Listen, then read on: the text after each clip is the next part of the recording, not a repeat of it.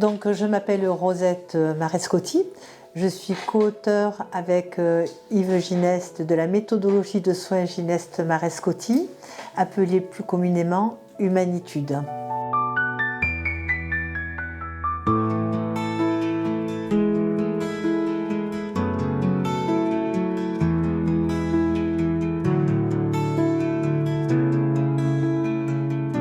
Avec Yves Gineste, on travaillait dans les hôpitaux pour faire ce que l'on appelle de la manutention des malades, c'est-à-dire pour déplacer les personnes correctement. Et on s'est rendu compte, en travaillant à un moment, on s'est intéressé aux soins. Et en s'intéressant aux soins, on s'est rendu compte qu'il y avait des patients, d'accord, qui se mettaient à crier au moment où on leur faisait la toilette. Au moment des soins.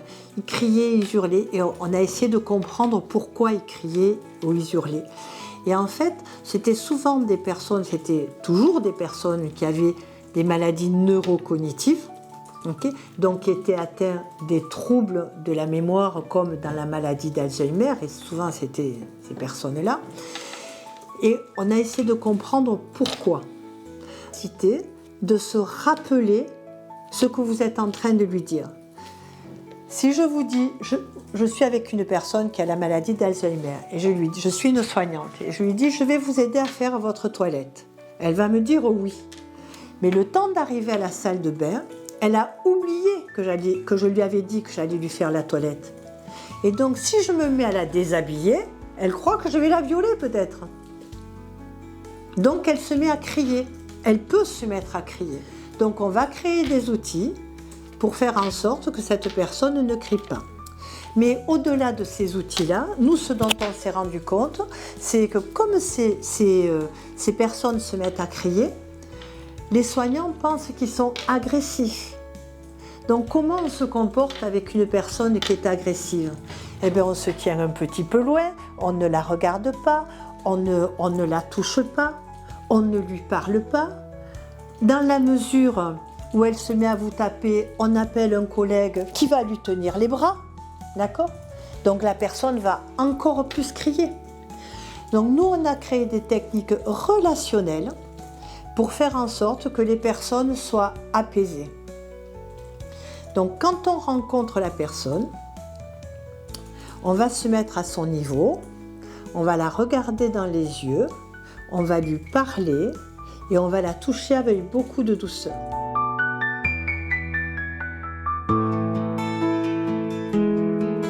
On va la regarder d'une certaine manière, on va la regarder dans les yeux, pupille contre pupille, de manière très proche, un regard long, très long.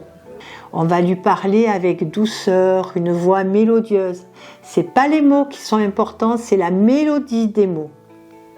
Et ensuite, quand on va la toucher, la personne, on va la toucher dans le dos, des mouvements vastes, larges, grands, qui vont lui procurer du plaisir. Ensuite, il y a un quatrième pilier qui est un pilier identitaire. La capacité de se mettre debout, on la met debout. Et ça, c'est extrêmement important. Ça veut dire que souvent, il faut être à 2 soignants pour la verticaliser. Et ça, ces piliers relationnels, on les applique chaque fois qu'on a une rencontre avec une personne.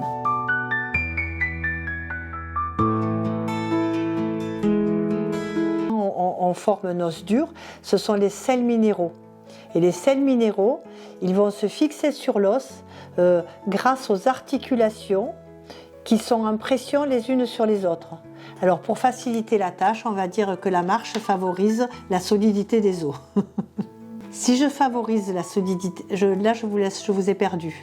Le fait de mettre les personnes debout, ça leur permet d'avoir une meilleure santé.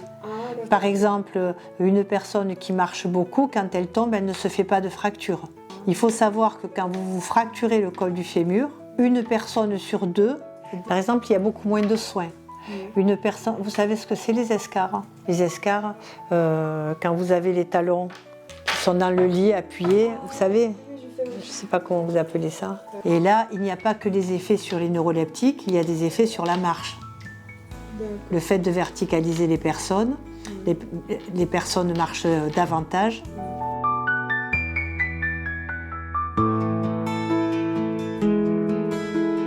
Après, ce que je tiens à dire, c'est que les effets ne sont pas que sur les personnes dont on prend soin, que sur les patients, c'est aussi sur les soignants. On a constaté qu'il y avait moins de burn-out, moins de personnes qui changent de métier, moins d'arrêts maladie. Et les soignants disent aussi qu'ils ont trouvé un sens à leur métier. Un sens, ça veut dire qu'ils ont du plaisir à faire ce métier parce que c'est vraiment ce qu'ils ressentaient au départ. On leur a donné la possibilité de faire ce qu'ils aiment faire du bien aux gens dont ils s'occupent.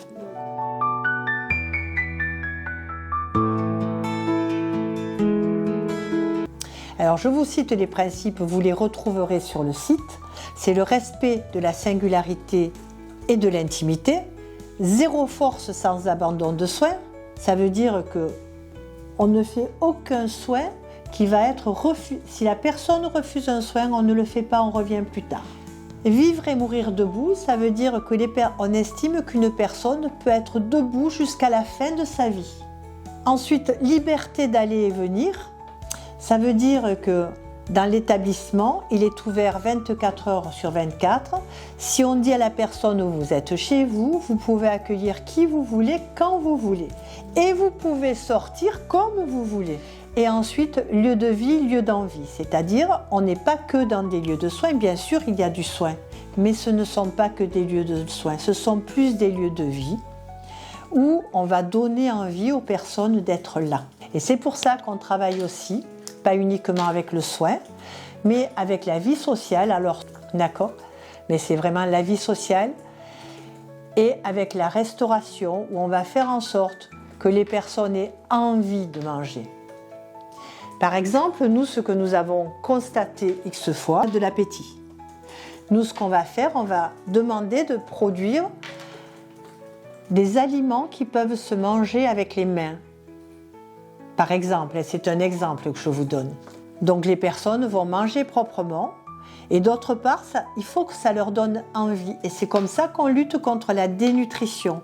Vous savez ce que c'est la dénutrition ? Alors, la dénutrition, c'est les personnes qui sont toutes maigres et qui ont vraiment des problèmes. Mais nous, on dit pas, il faut les faire manger les choses qui sont pas bonnes. On leur dit, il faut leur donner envie de manger. Il faut que ce que vous mangez, ça vous fasse plaisir. Moi, je peux continuer longtemps. Alors, à un moment, il faut m'arrêter.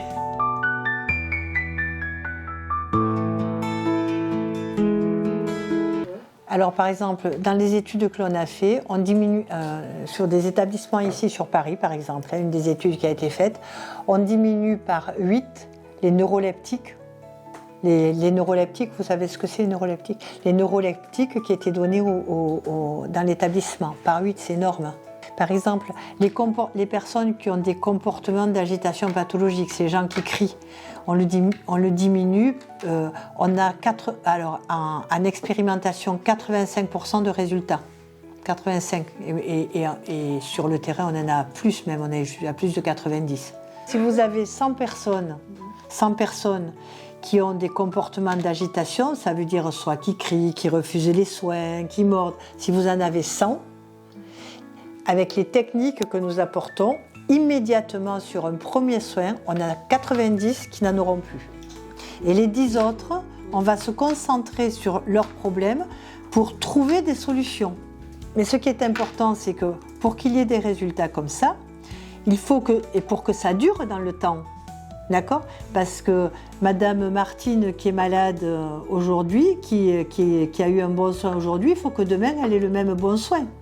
Donc il faut que tout le monde pratique les mêmes techniques. C'est pour ça qu'il faut former tout le monde. Alors aussi pour créer des techniques, pour savoir ce qu'on va utiliser avec une personne, on utilise ce que l'on appelle des stratégies de diversion. Il faut bien connaître la personne, donc ça veut dire qu'on s'intéresse à son histoire de vie, qui elle était, qu'est-ce qu'elle a fait dans sa vie, qu'est-ce qui l'a intéressée. Est-ce qu'elle est mariée? Est-ce qu'elle a des enfants? Etc., etc., etc. Qu'est-ce qu'elle aimait beaucoup faire? Quel était son métier? Mais c'est beaucoup plus intéressant pour les soignants de travailler comme ça.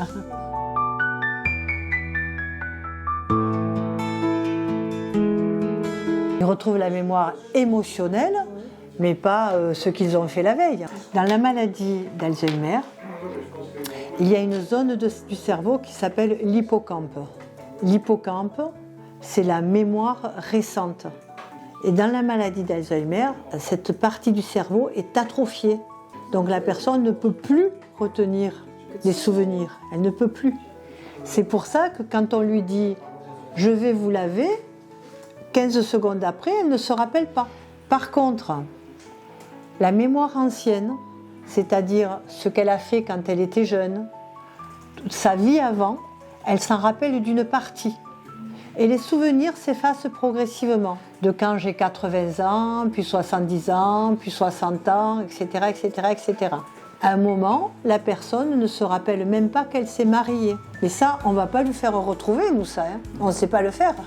Par contre, ce qu'on va raviver, c'est la mémoire émotionnelle. Il y a une zone du cerveau qui s'appelle l'amygdale. Si, par exemple, je vous donne une gifle, quand vous allez me voir, vous allez dire « cette personne, elle est méchante ». Vous créez une émotion qui s'enregistre. Positif, ça veut dire en mémoire émotionnelle, quand elle va me voir, elle va dire « ah, elle est gentille ». Donc nous, dans notre travail, dans la méthodologie de soins Gineste Marascotti dite Humanitude, on va créer que des émotions positives.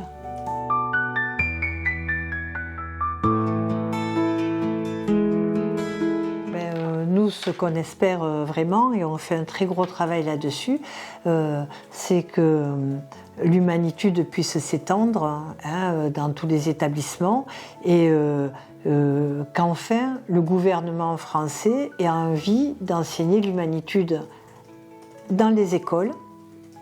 Pour une bonne raison, c'est que nous, on a la preuve que les personnes qui sont atteintes de troubles cognitivo-amnésiques, donc de troubles cognitifs, ont une meilleure qualité de vie, que les soignants sont bien mieux traitants parce qu'ils ont des outils pour être bien traitants, hein, on est d'accord, hein, et que la qualité de vie des soignants est aussi meilleure, hein, et ça c'est important.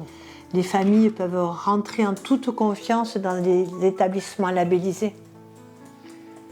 Donc plus il y en aura, plus les familles auront confiance, et moins il y aura de comportements d'agitation chez les personnes atteintes de troubles cognitifs.